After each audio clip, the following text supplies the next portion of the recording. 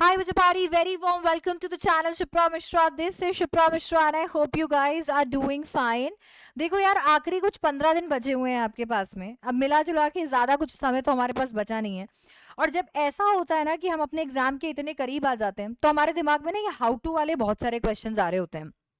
पढ़ना कैसे है, रिवीजन कैसे करना है, हम लोगों को सैम्पल पेपर्स कैसे सॉल्व करने हैं, और फिर इसके बाद में ना और तोल मोल के इसी से जुड़े हुए क्वेश्चन आ रहे होते हैं.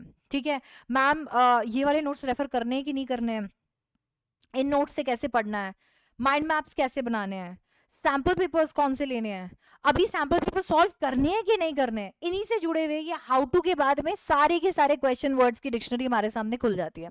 आज के इस वीडियो के अंदर आप लोगों को एकदम दिल से बताना चाहती हूँ कि अब आपको एग्जैक्टली क्या करना है, ताकि से आप इन क्वेश्चंस में फंस के और फिर अपना टाइम वेस्ट ना करो और इन 15 दिनों को आप वैसे ही यूटिलाइज करो जैसे कि शायद आपने सोचा होगा. अभी शायद दिसंबर में सोचा होगा, हो सकता है कि साल के स्टार्टिंग में सोचा होगा, या आपने एक्सपेक्ट किया होगा कि भाई उन 15 दिनों में तो मैं ऐसा पढ़ रहा हूँ. तो एकदम प्रोडक्टिव निकल कर आ जाए ये 15 दिन. उसके लिए इस वीडियो को एकदम लास्ट तक देखना.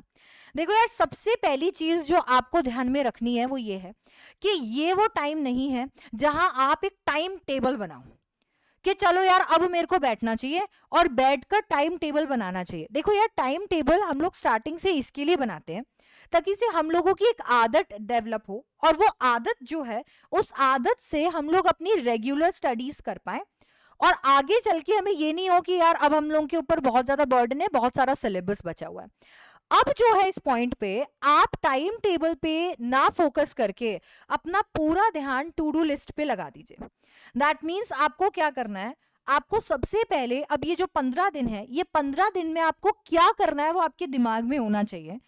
टाइम टेबल अभी उतना मायने नहीं रखता है जितना ये मायने रखता है कि आपके टास्क हो रहे हैं. तो फॉर एग्जाम्पल, अगर मुझे कल पढ़ना है एक सब्जेक्ट को और एक सब्जेक्ट के एमसीक्यूज करने हैं, तीसरे सब्जेक्ट के सैंपल पेपर्स लगाने हैं और चौथे सब्जेक्ट का रिवीजन करना है, तो आज मैंने मेरी टू डू लिस्ट के अंदर ये टास्क बना लेने हैं कि यार मेरे को XYZ जो सब्जेक्ट है उसका NCERT से सिलेबस जो है वो कंप्लीट करना है. एक ABC जो सब्जेक्ट है उसके मेरे को सैंपल पेपर लगा लेने हैं.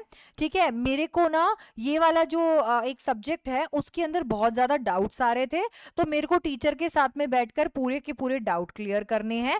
तो मेरे दिमाग में जितना भी टास्क है जो मैं कल करने वाली हूं उनका मेरे पास एक लिस्ट होना चाहिए, और बाकायदा पेपर पे लिखा हुआ एक लिस्ट होना चाहिए जिसको एक एक टास्क होने पर आप चेक कर सको.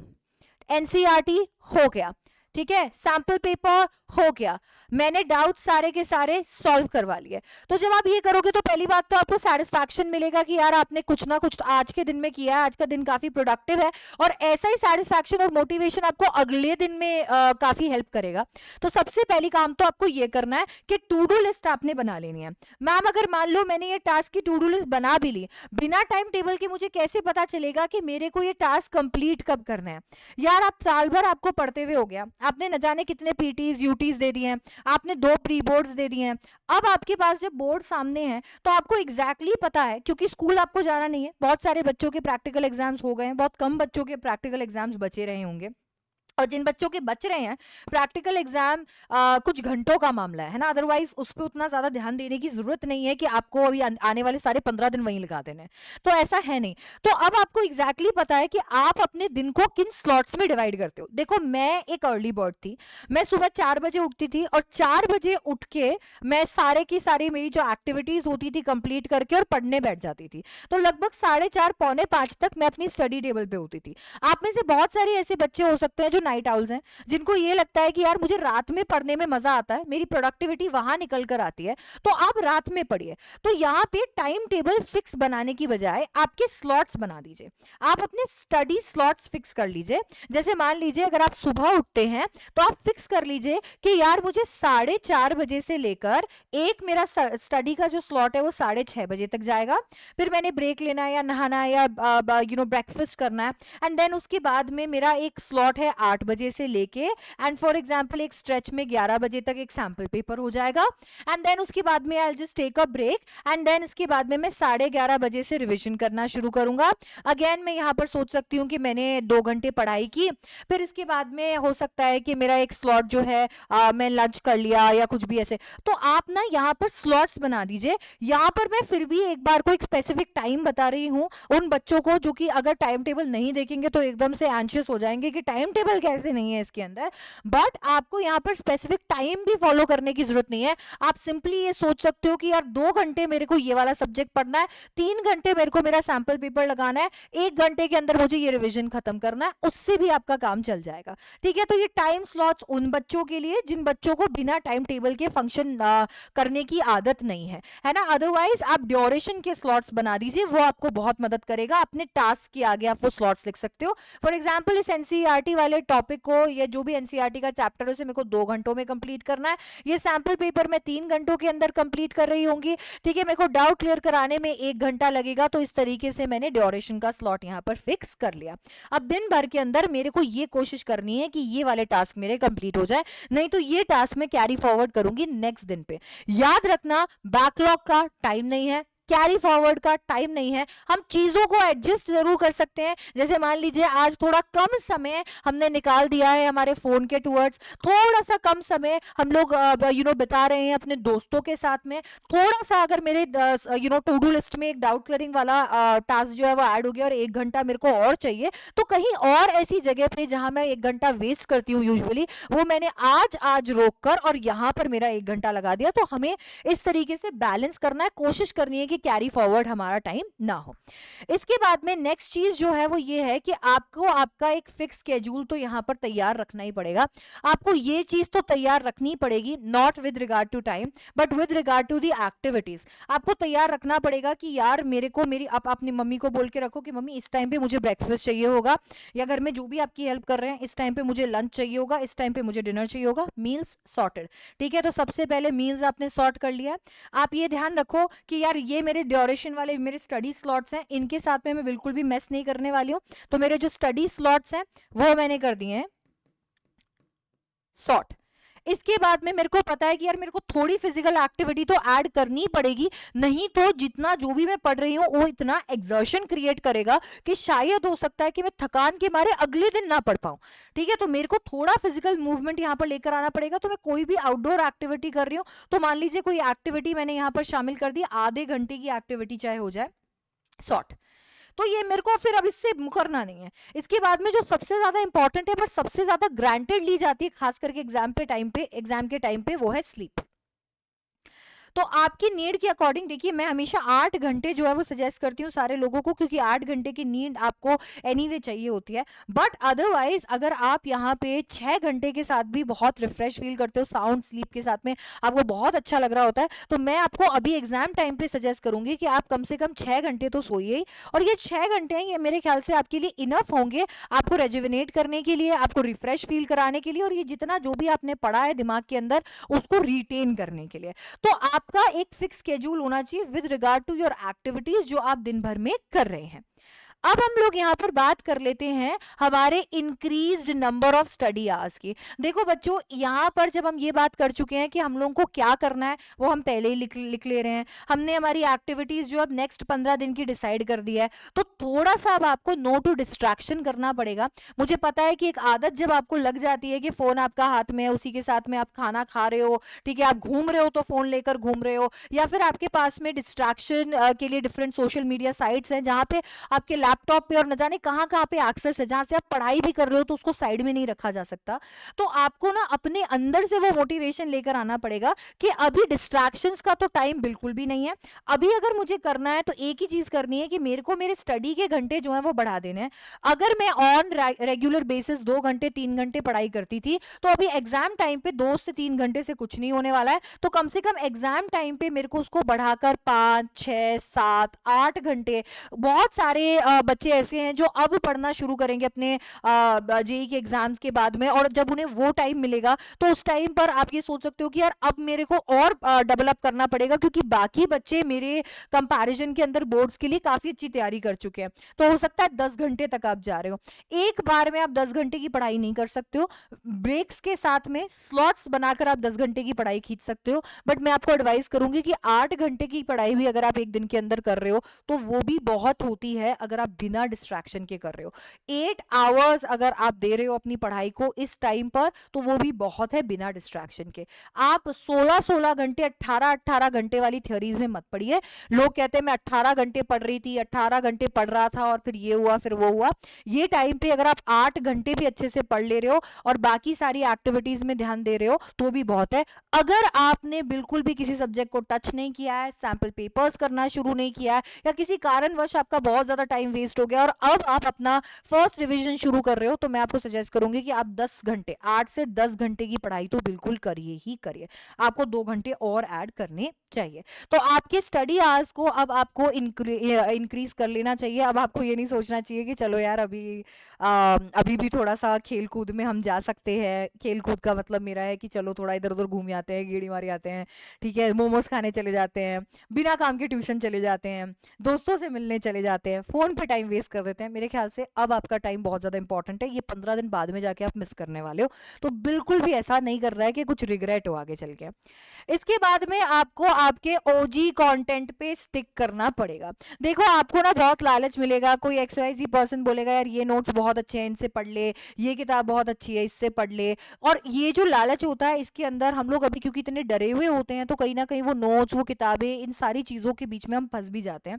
और ये जो पूरा पहाड़ होता है कंटेंट का, इसमें हम कंज्यूम तो कुछ भी नहीं करते हैं और टाइम बहुत ज्यादा वेस्ट कर रहे होते हैं। तो आपके ओजी कंटेंट के लिए आपको सिर्फ बेसिक्स ध्यान में रखने हैं। सबसे पहली बात है आपकी एनसीईआरटी। भाई एनसीईआरटी प्राण जाए पर एनसीईआरटी ना जाए। एनसीईआरटी आपके लिए सबसे इंपॉर्टेंट है, हाईलाइट करके रखी है, तो बस यही अब आपके जीवन के अंदर काम आने वाली है। एनसीईआरटी के कीवर्ड्स हो गए, की पॉइंट्स हो गए, ये सबसे ज्यादा काम आएंगे। इसके बाद में आपके जो प्रीवियस ईयर क्वेश्चंस है, और ये जो प्रीवियस ईयर क्वेश्चंस है इनके अंदर भी जो मोस्ट रिपीटेड क्वेश्चंस है, आपको ऐसा लग रहा है कि यार ये वाले जो क्वेश्चंस हैं ये बार बार पूछे जाते हैं, इन क्वेश्चंस को आपने लगाना है जितनी बार हो सकता है। और इसके साथ में बहुत ज्यादा इंपॉर्टेंट है कि आप टाइम बाउंड सैंपल पेपर्स लगाओ।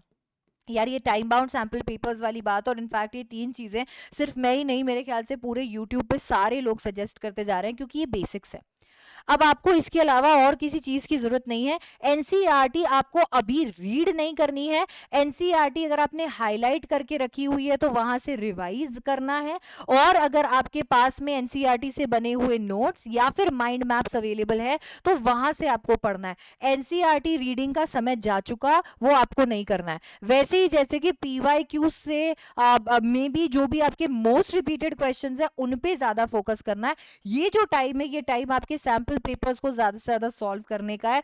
आप इनमें से बहुत सारे ऐसे सैंपल पेपर्स भी कर सकते हो। फॉर एग्जांपल मान लो आपने कोई 10 पेपर निकाले, ठीक है, अब आप 10 पेपर निकाल रहे हो, 10 पेपर में से आपने 5 पेपर क्या किए, खोले, और खोल के आप क्वेश्चंस पढ़ रहे हो। पेंसिल लिया, बुक के अंदर ही बहुत सारे क्वेश्चंस आसानी से सॉल्व कर दिए।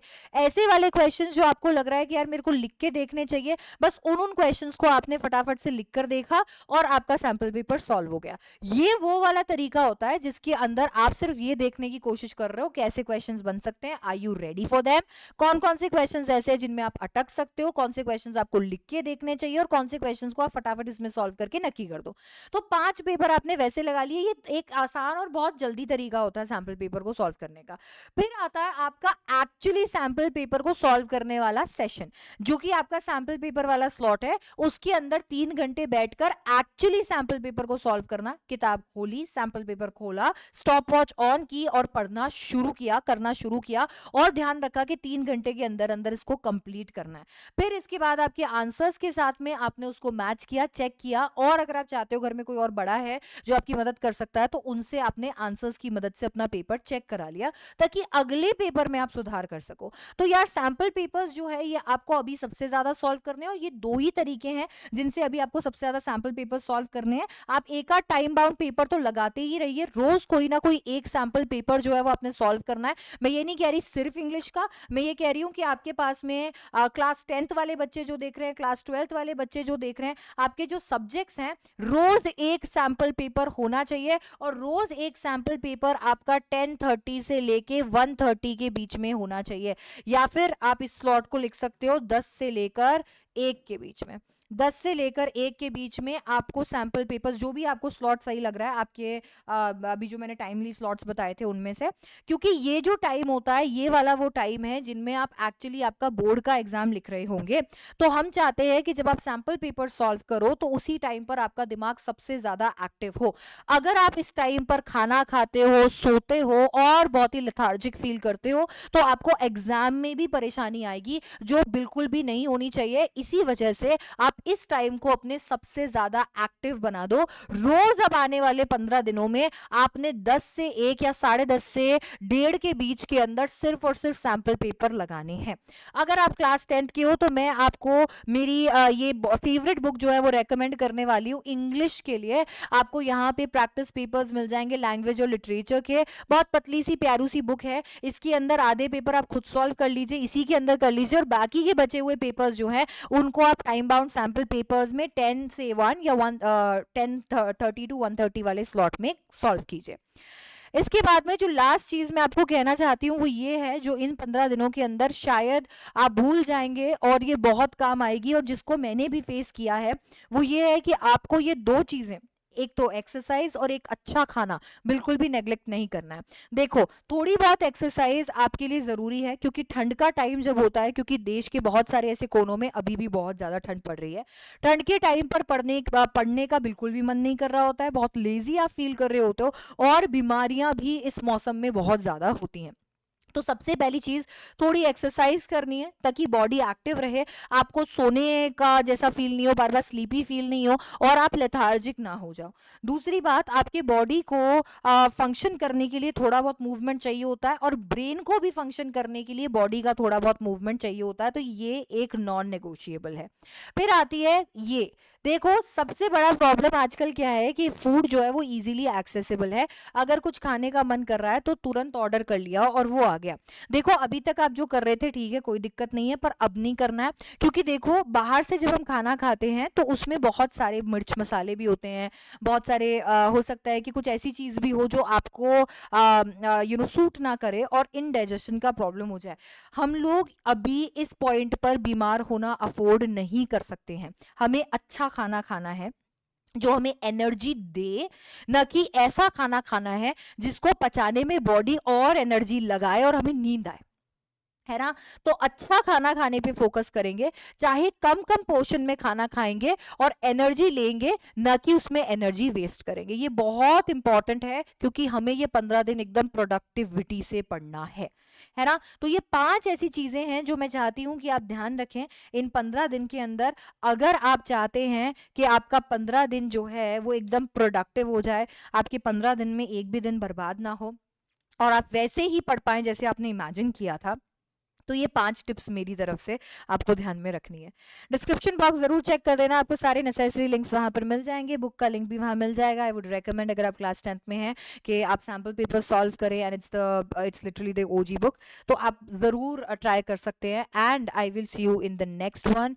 Don't forget to like, share and subscribe to this channel for more such content. और इंग्लिश के वीडियोज के लिए हमारे पास यहाँ पर प्ले है, मैं नोट्स भी शेयर करती रहती हूँ, मैं क्वेश्चन शीट्स भी शेयर करती रहती हूँ, रिविजन शीट्स भी शेयर करती रहती हूँ। तो टेलीग्राम और इस चैनल पे आपको एक्टिव रहना पड़ेगा जब तक आपका इंग्लिश का एग्जाम है, एटलीस्ट तब तक तो ठीक है। So I will see you in the next one. Thank you so much for watching, bye bye, take care, I love you.